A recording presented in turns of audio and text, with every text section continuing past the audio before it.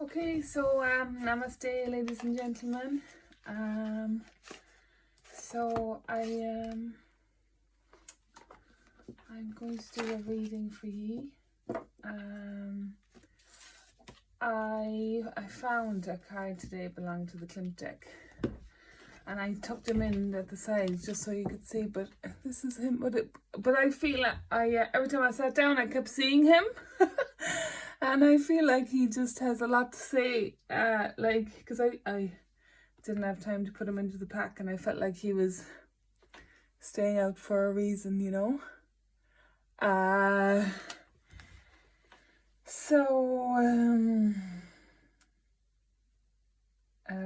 This guy is this one is very like the death card. I think it's very serious, upright, you know, very serious, upright, formal, you know, uncertain in the sense that you don't know who he's condemning. But it's like serious. There's a kind of seriousness in the air. So maybe I should start with that deck altogether. I think I will. After all that. So I'm going to start with the small deck and then add on as I need clarification. So I'm just going to do a general reading.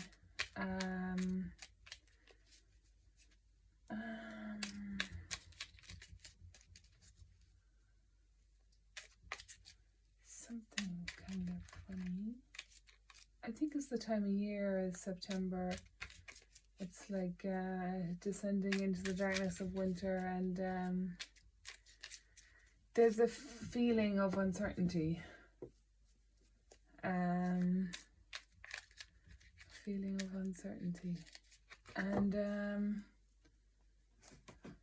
let's see now. Let's see.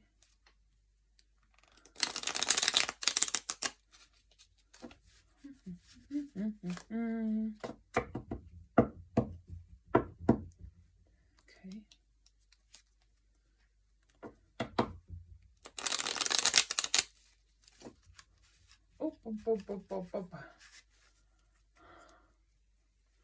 Okay, so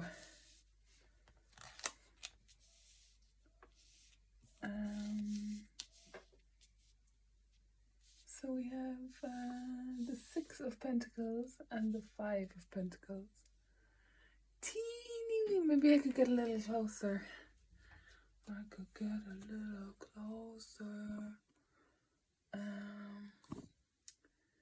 Let me see. Hang on, let me put the whole thing out.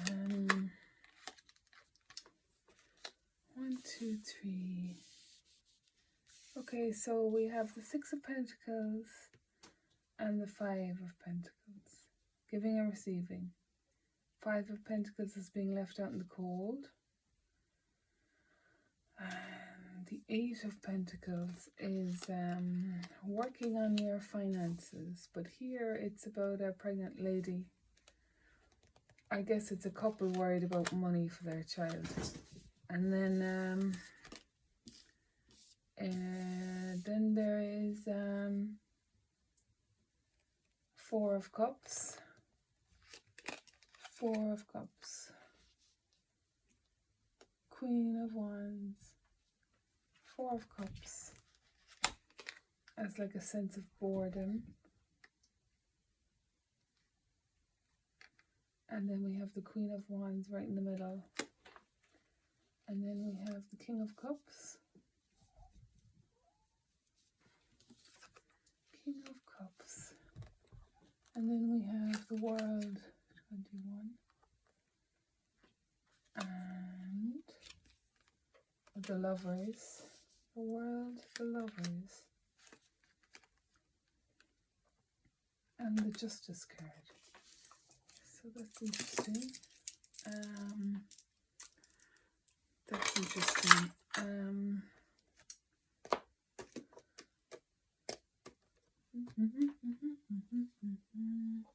The bottom of the deck is the Nine of Cups. Nine of Cups. So it's like the wish card, but it's about fulfilling your own cups.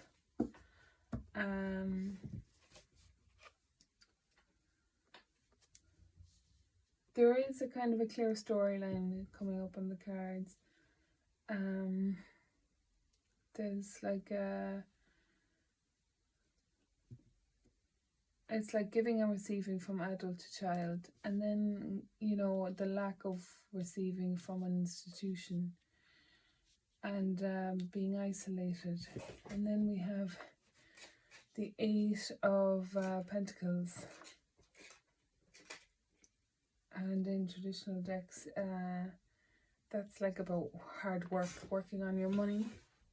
And then we have the Queen of Wands, which is about passion and ideas and prowess, kind of prowess, being able to protect yourself and protect your domain.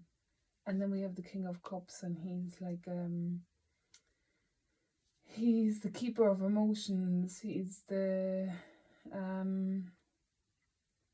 you know, he's the water signs, like mastering emotions and stuff. So the king has control over emotions. He knows what they are, what they mean, how they work, you know. And he's mastered the discipline around emotions, is what I'm getting. And then we have the World card. So it's like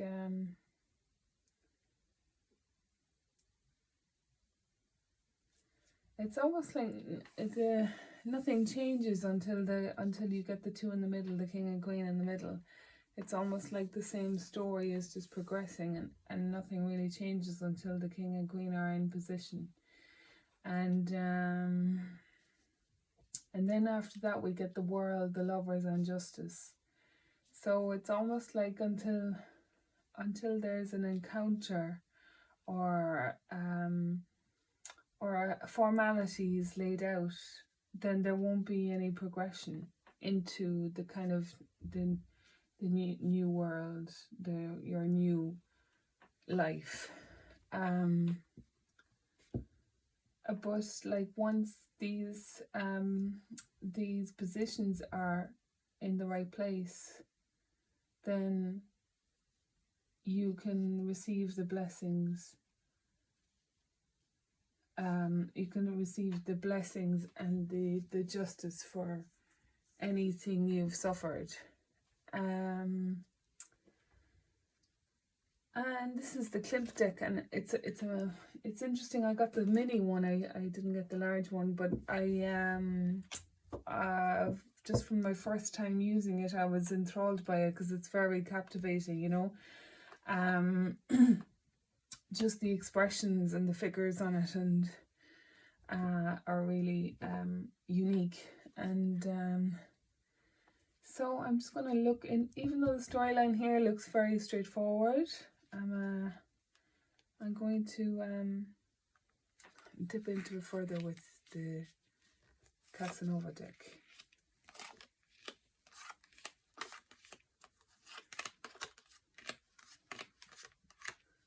Did I even shuffle these? I didn't. Did I shuffle them? I don't know. I can't remember shuffling them.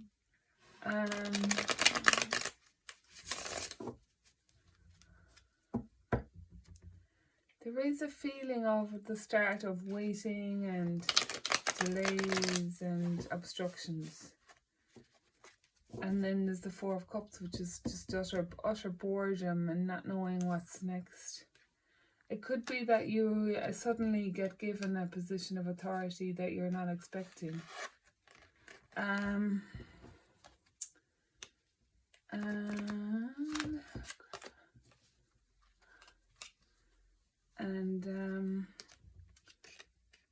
my God. All right. But it's really promising with the World and the Lovers and Justice. It's like everything comes together towards the end.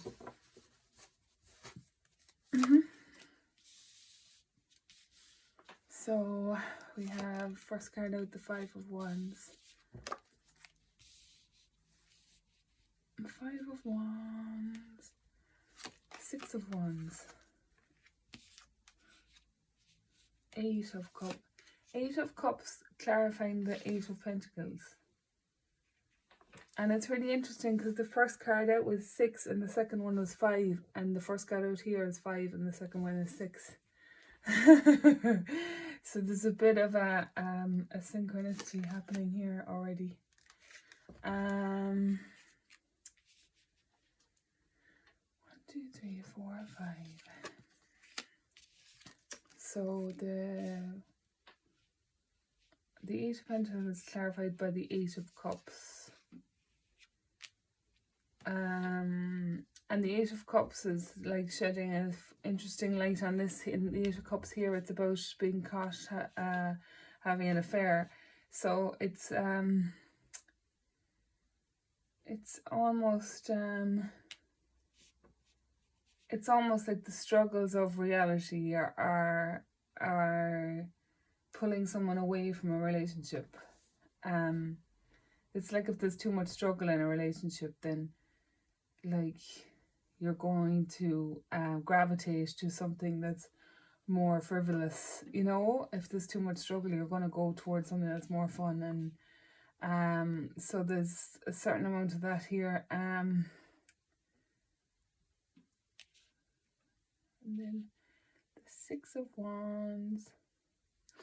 Oh, and the Six of Wands is clarifying the Five of Pentacles with the lady outside the building. But I feel here, I'm not reading the direct meaning on the Casanova deck, but what I'm getting is, public victory is usually the symbol for the Six of Wands. So, so whatever has been isolating the person is going to come to light, and there will be kind of like a retribution for it. There is, in this first card, the Five of Wands is about struggle and strife and jealous siblings fighting. Sometimes it's depicted as, but here it's a bit more treacherous. You know, there's like a two men jealous, I think, fighting over a woman. And so they're kind of fighting, sword fighting. And it says 3 o'clock on the clock. Is it noon or 3? Maybe it's noon. It's noon. And so it feels like maybe there's a battle over a woman here, and there's two men fighting over the woman, right? And then we have the woman that's left out in the cold, and there's a victory here of sorts, a public victory for her. And then the Eight of Pentacles is struggle and strife, kind of, you know, struggling with money and worrying about money and not getting enough money and worrying about the family. And then we have this kind of adventure, this kind of affair that's going on then that someone has witnessed to, so someone knows about it. And so then we have, bear with me, so then we have the Four of Cups, which is generally depicted as someone bored, like, you know, just not happy, but just bored, like everyone in lockdown. But and then we have the Three of Wands, and this is, it can sometimes mean waiting for your ships to come in. And this is like the ships have arrived, you know, but there is like a couple here, and there's like incredible passion between them. So whatever apathy or boredom is here is going to be quenched, isn't going to last for long. Then under the Queen of Wands, we have the Three of Swords. we have the Three of Swords. So the Three of Swords is like heartbreak, basically. And so the lady's kind of gazing out the window kind of hopelessly, but there's three swords here, so it's like she's kind of wounded, but she's still holding a really strong position. But maybe more in the more introverted spaces, she's kind of wounded, you know, but in the extrovert and out in public, she's really strong. So then for the King of Cups, we have the Seven of Pentacles. And the Seven of Pentacles is an affair.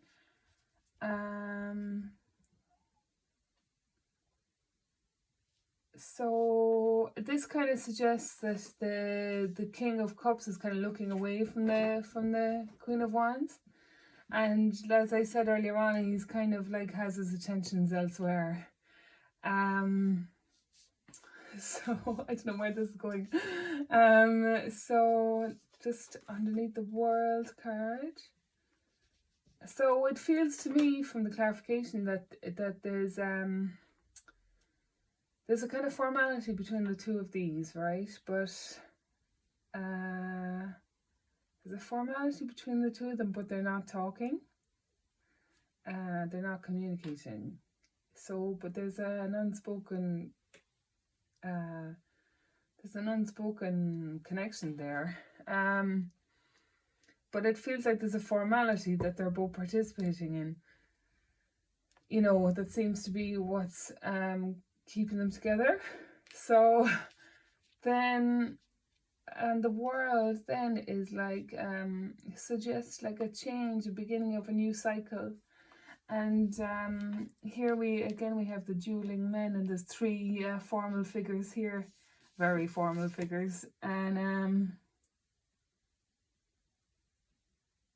so there's an element of history in this card too, with the monument of the man. There's a monument of the man on the pillar, and then there's these three court people, very formally dressed. And then there's the two that are in the duel. And there's the Seven of Wands, which is traditionally like the deception. So it's like the surface of the story is very kind of benevolent, but underneath there's still a lot of conflicts to be ironed out. And you know, it's like creating a false illusion about something. You know, it's creating a false illusion publicly until you until you iron out the kinks behind doors, behind the scenes, you know. So it's kind of, but there is something very structured about the first row I put down. But it's like that there's a lot of mess going on underneath, like confusion and betrayal and all this going on underneath. And so the next card now is the Lovers, and here we have is the Chariot. So the next card we have is the Chariot, and the next card we have is the Chariot. Okay, so the Chariot is under the Lovers. Chariot is under the Lovers. It's like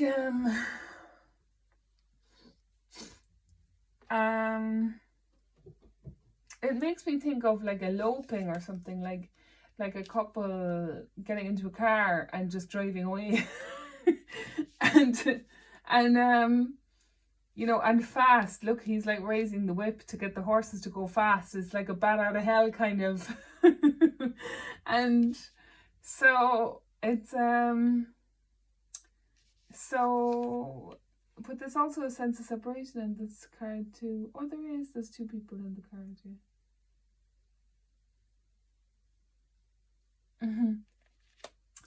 So maybe there's like there's a kind of escapist feeling going on to kind of get away from all this drama. And I can't believe I'm getting these messages. And it's like a kind of a desperate attempt to escape. There's a desperate attempt, and it's like, you know, I always watch the details in the cards, like it's lashing rain here and it's a dirt track and there's no leaves on the trees, and like it's fall here in Ireland, so the leaves are only starting to fall, but in another maybe 2 months the leaves will be bare, so that will give you a timeline on when to expect it. In like 2 or 3 months time, you know, this scenario is possible to play out. But there's a kind of like desperate wanting to get away, like drive off, you know, like a kind of a sense of escape, you know, whether it's temporary or permanent now, I don't know. And I'm just looking at the bottom of the deck there now, and there's like 7 of cups here. And like the woman is getting changed, but there's someone spying on her, like, and there's a sense of, you know, I always look at cards symbolically, but sometimes it can be literal, like it could be neighbors, peeping in on the divine feminine or whatever, you know. And so, but there is a kind of sneakiness about the feminine being watched, you know. So, and I don't know if that's for security reasons or for more insidious ones, you know. So, oh sorry, that was the top of the deck. I have 2 tops of the deck. Oh fuck. Hang on there now.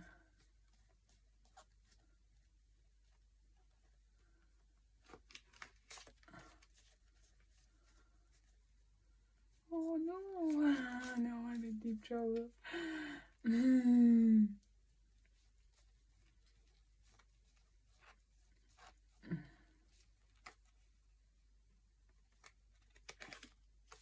Okay, so just because the cards got mixed up there, I'm going to shuffle again just to be sure. And the 3 of Pentacles came out there, and that's like 3 of Pentacles in this deck is like a swingers party. Or kind of a wife swap thing, but obviously this deck is a bit more lewd, and but I don't always read the obvious message, like what's this now? The Emperor and the 4 of Swords just popped out there.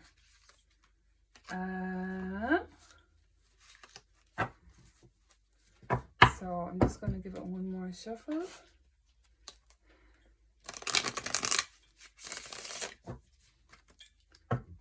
So this last card is Justice, so it'll be interesting to see what cards come out. Okay, that's enough. So 4 of Cups. 4 of Cups, and this is kind of apathy and boredom again. And maybe it's like it could also be someone getting caught having an affair, you know, like someone is like trying to get divorced, and they're like trying to be really good so that so that they get the best result in the divorce hearing. And it's like suddenly they're kind of, it's like suddenly they go and they have an affair on the side, but it's like they get found out, you know, and they don't get as much money in the hearing or whatever it is. And then so I feel that the 4 of Cups is like just feeling stupid for just being hasty, and that, you know, are not thinking things through solidly.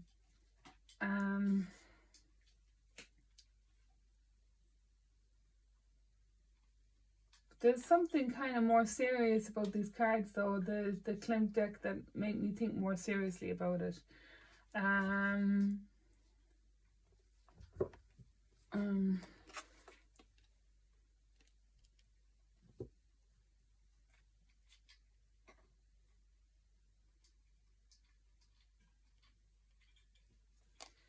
like, that's a huge sword. It's like the size of the whole figure. So I don't know how she expects to wield that, you know. But there's a real seriousness about it. It is life or death. And with the lovers here, there is a real sense of passion as well.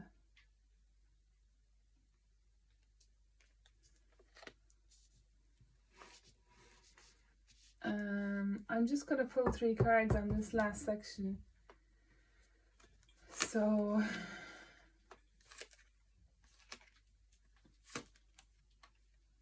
the Magician, the Two of Wands, and the Queen of Wands. The Magician, the Two of Wands, and the Queen of Wands. I think that this relationship, whatever one survives, whichever relationship survives, it's there's a kind of a seriousness about it. It's serious. There's a seriousness about it. There's a seriousness about it.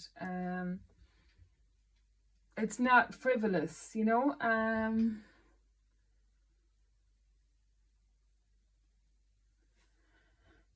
Let me see. Let me see what else I could investigate. I don't know, maybe the Justice card. Maybe I'll go in again with the Justice card. So, here we go. Justice card, we have the Ten of Cups, the Temperance, and the Page of Cups. And there's another one that wants to come out. And the Hanged Man.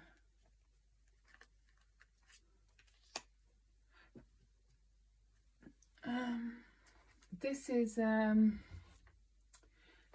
of Cups and Temperance is like, Temperance is always about being patient, and not being harsh, because just of how precious life is, you know. Just because of how precious life is. The Ten of Cups is here. It's kind of a given that the Ten of Cups is the outcome.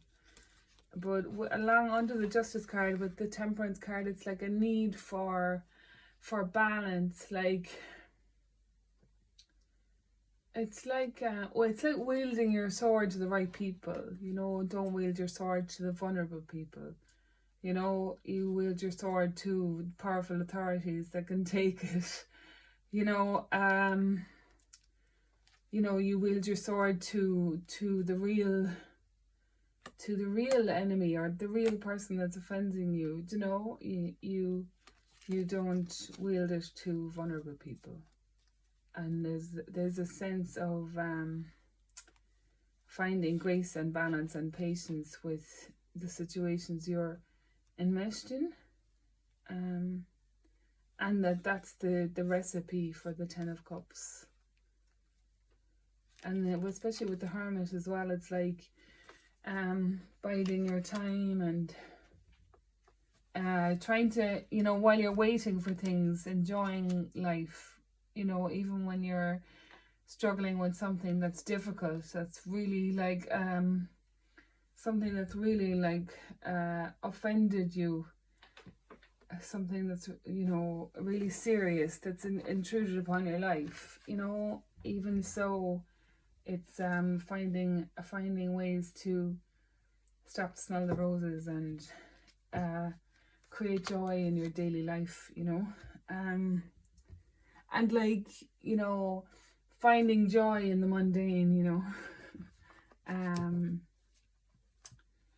Finding joy in the mundane. It's like, it's almost like the solution is a given, but there's just slow and steady steps in order to get there. I think that's it. So I'm gonna pull a few with these Moon Oracle cards. Whoa. So interesting read. I never kind of cross-referenced these decks before.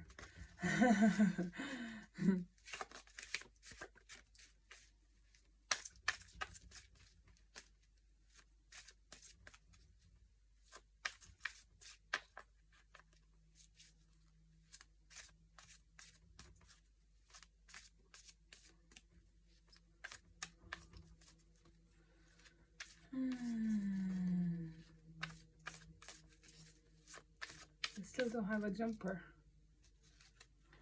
I need a jumper. Still no jumper. Oh. So just as I said, it was patience. And this looks like the kind of eyed storm revealing the moon. Green corn moon. It's like the harvest moon almost. 36.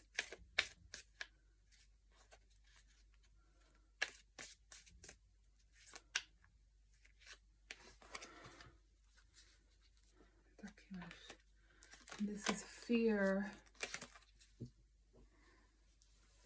And it's the waxing moon. So I think this is kind of about Halloween. It's like the harvest moon is the last moon in Halloween, before Halloween, and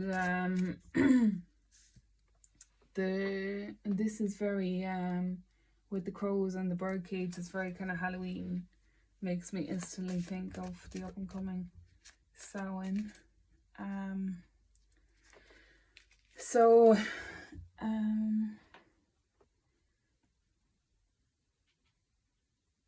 It's like there's a person underneath grieving, and then on the outside is this darkness of this woman wielding all these crows.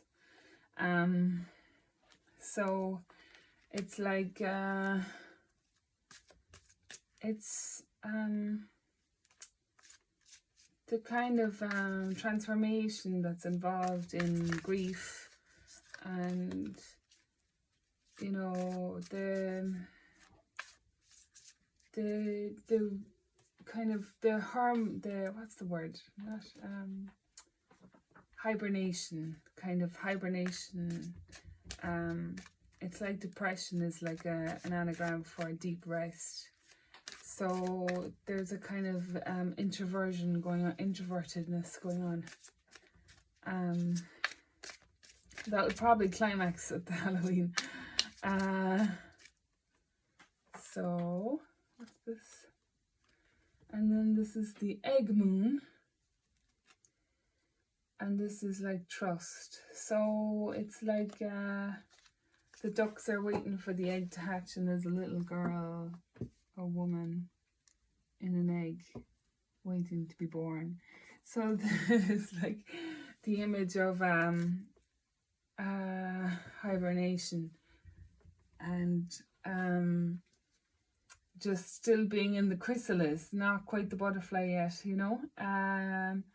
Just the comfort zone even of lockdown, I think. And you know, these two ducks are waiting patiently, like for the woman to evolve out of the egg. And first water moon assessing, and it has a balloon, hot air balloon. I'm seeing hot air balloons everywhere at the moment. I don't know what's going on. I did have a fantasy about opening a shop called Phileas Fogg, and selling traditional items from all over the world. It's like a fantasy shop idea I had. So I loved the Phileas Fogg story, Around the World in 80 Days.